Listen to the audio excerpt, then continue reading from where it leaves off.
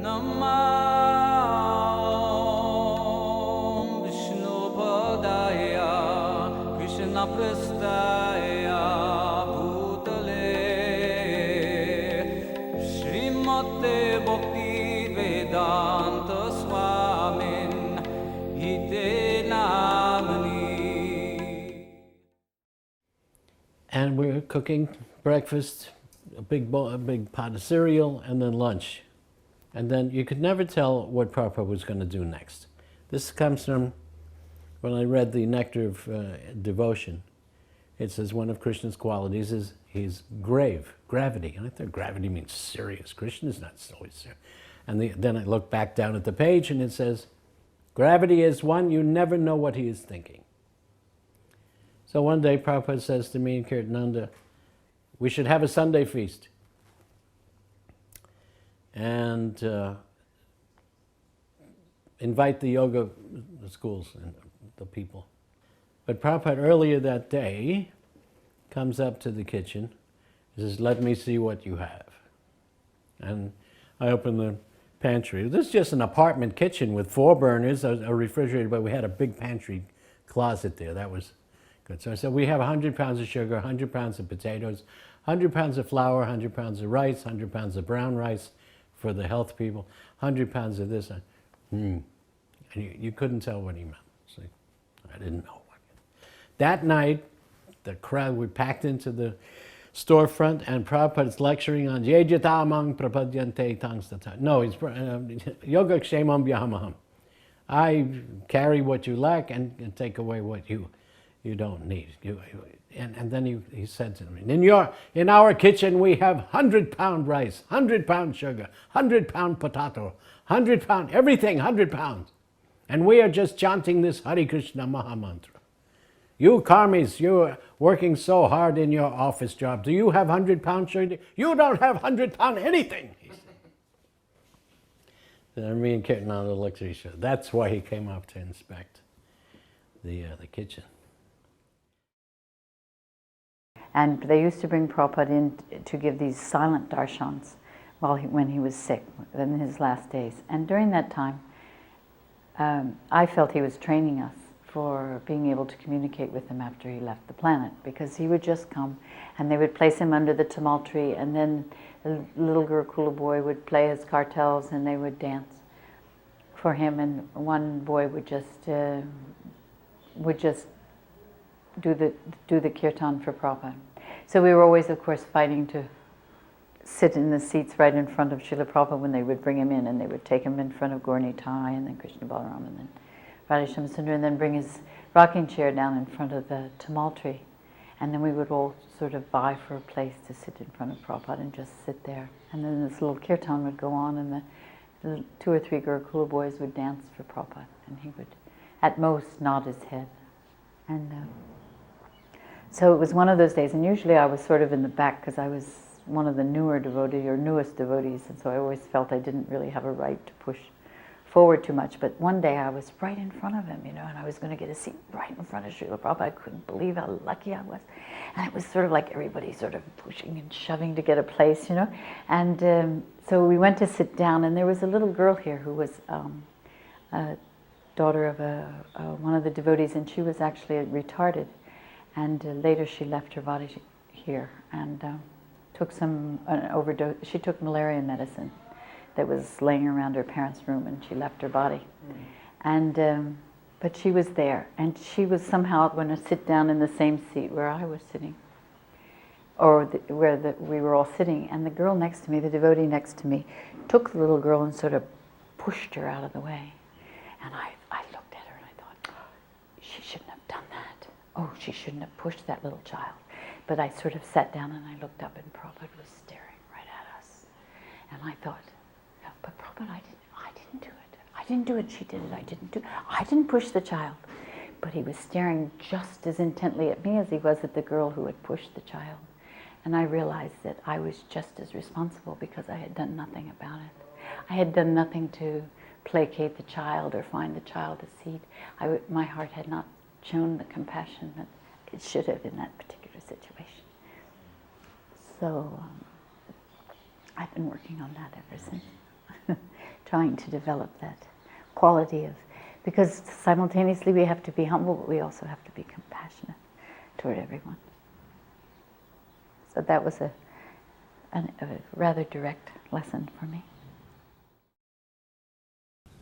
Srila Prabhupada wasn't feeling well, and he actually had to be helped up onto the Vyasasan. He still came to give the class, and he needed a cup to spit the mucus in, so they brought him a paper cup. So he had one paper cup with water in it to rinse his mouth and a cup to spit the mucus in. And after the class, they had to actually help him off the Vyasasan. When he came out, they had to hold him while Shuddhakirti put his shoes on. But yet, as he came along the hallway, he looked in a classroom and wanted to go in. Now, during that class, I had all these little kids, and one of them had started crying. So I had taken her out and put her in my classroom, and she had just cried herself to sleep behind the door. So when Prabhupada opened that door to go in the classroom, it bumped into this child who immediately woke up and started crying all over again and backs up. But then as soon as Prabhupada enters and this child sees Prabhupada, she stops crying immediately, falls down, pays obeisances, and starts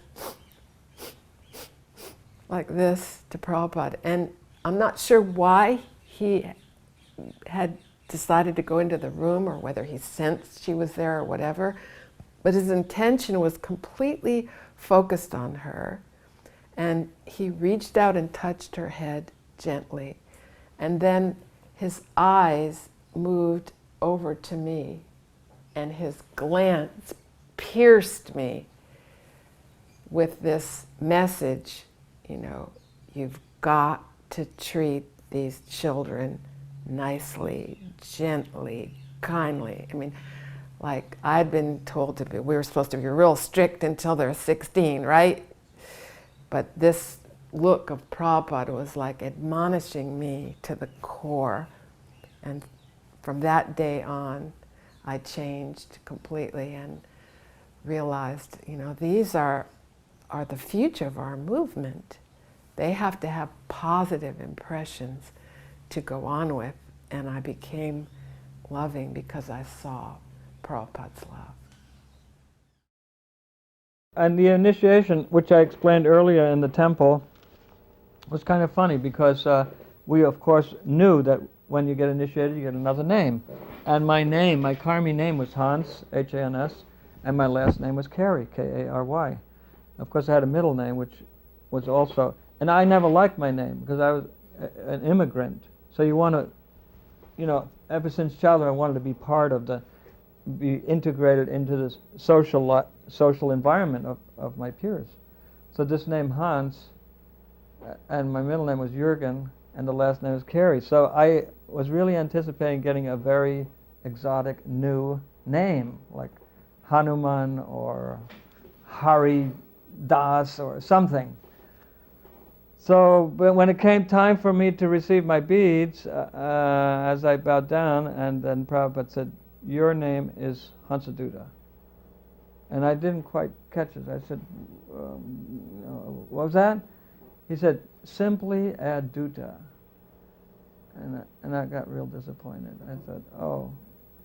So not only was the name still the same, it just had a suffix, Duta, but my last name also remained the same because it got a prefix, Adi, Kari.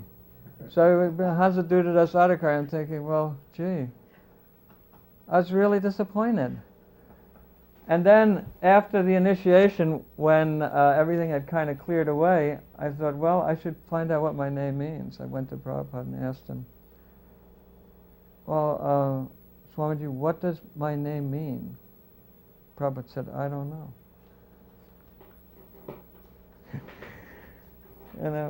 So I was really bewildered. I went away, but it was nagging me that I really wanted to know what this name meant, so I came back again. I said, well, Prabhupada, is there some place where I can find where the meaning is, what the meaning of this name is? He said, yes. That's all he said. So again, I kind of wandered away, but I was determined. So a third time I approached Prabhupada. I said, well, where can I find, in which book can I find the meaning of this name? He said, in Srimad Bhagavatam. Of course, Srimad in those days was a big book, even though it was only 3 volumes as compared to so many we have today. Anyway, so I let it go. But years later, when we were in Montreal, Prabhupada at one point was musing over different devotees' names. He said, oh, Shivananda means one who takes pleasure in, or Krishna Das means. And he was kind of going on like that very casually. So I thought, oh, here's my opportunity. I said, well, Prabhupada, who is Hansaduda? He said, you are. For some reason, Prabhupada simply wasn't going to tell me straight away. Although I had read that the name came from a book written by Rupa Goswami, but I wanted to hear it from Prabhupada, you see. So that was one kind of curious incident. So my service, 1974, I was basically taking care of the cows, but they had me bodyguard at Prabhupada's house from 9 o'clock at night till 4 in the morning, right? Gave me a shotgun, 38 pistol, you know. I'm standing in front of Prabhupada. So it's ridiculous, you know, how can we protect Prabhupada? He's protecting us in every way. So I'm standing there in front of Prabhupada. In those days we call it rank and file devotees. You know, I wasn't a GBC, I wasn't a temple president, I wasn't a sannyasi, I was a bhakta, right? With 2 shoes that didn't match, you know. Hippie, penniless, not able or willing or desiring to go anywhere. But I'm in front of Prabhupada's house, and at 1 o'clock in the morning, Prabhupada's light would go on. And then I would hear him speak. At first I thought he was listening to a Prabhupada tape, then I realized, well, that's Prabhupada, he's dictating. He's translating the Bhagavatam, 1 o'clock in the morning. I'm outside. I never talked to Prabhupada, you know. So I'm out there in front of the house, and it starts to rain a little bit. So going down on the side of the house, there's a driveway, and underneath the house there's a garage. So I went down, opened up the garage door, blah, blah, blah, and I went standing in the garage door doing my guard duty. And I didn't know that Prabhupada could come down through the house to the garage, which he did. You, Prabhupada. Oh my God. Offered obeisances. I said, Prabhupada, how can I serve you? You know, what do you say? You know, here's Prabhupada. Now Prabhupada is like a mountain. Stillness. His senses are not, you know, I think I told you that I saw one video clip where somebody wanted to show me something on the clip, and they put it fast forward, and there were all these devotees around, and they were all like this, and Prabhupada was just like this.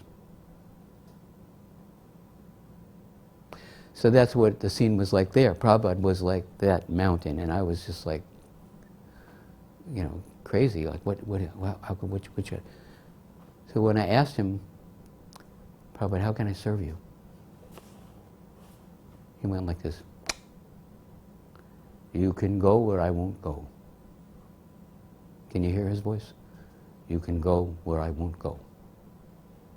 So Prabhupada had just flown from Tokyo to San Francisco to Los Angeles to Dallas to Chicago to New Orleans to New York to Pittsburgh, and then he was going back to New York. He was going to fly to London, go to India, and he was traveling all 1974, right?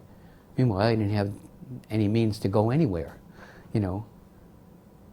I said, Prabhupada, where won't you go? He said, to the future. I was like, what does he want me to build a time machine? He wants me to go to the future? How do you get to the future, you know? And then he said, and how you treat the people there, you show them how Krishna loves them. And I just went like this. I couldn't process what he just told me to do. Of course, it's an instruction for all of us. It's an instruction, go where I won't go, and how you treat the people there, show them how Krishna loves them. And while my eyes were closed, he left. He went back upstairs. When I opened my eyes, he was gone. That was it. He just laid that on me and split. You know, it's 47, 48 years ago. Okay.